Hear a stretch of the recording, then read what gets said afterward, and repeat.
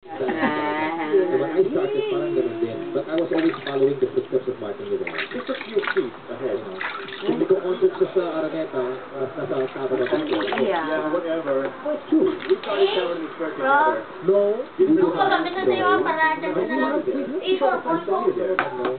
Pero ano, Tahimik ngayon Kahapon nagwawala yan ni Paligo ginawa ng media, and then the fans also got involved. Mamaya iyak yan. Talagang parang But we always like I don't know if this is a hard question, but who do you think is better than the other one? I think he's better than me in many ways. I think, seriously, no, but ito, hindi mutual, to, To get more No. Ang masasabi ko lang kasi, pati din sa mga isa sa mga kanta namin sa album na Azra, this is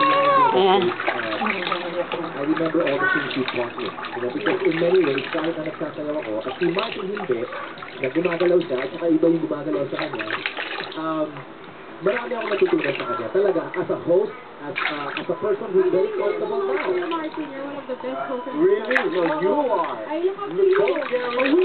Wait, I have to say this together in harmony. Okay, so what? We both said about Tony. When you think it's whatever and the whatever and it's good at the whatever, I always say Tony. And what does he always say? It's always Tony. Wait, can I say something? I know this is a project about As One, but I think since both of us feel the same way, I want to say this.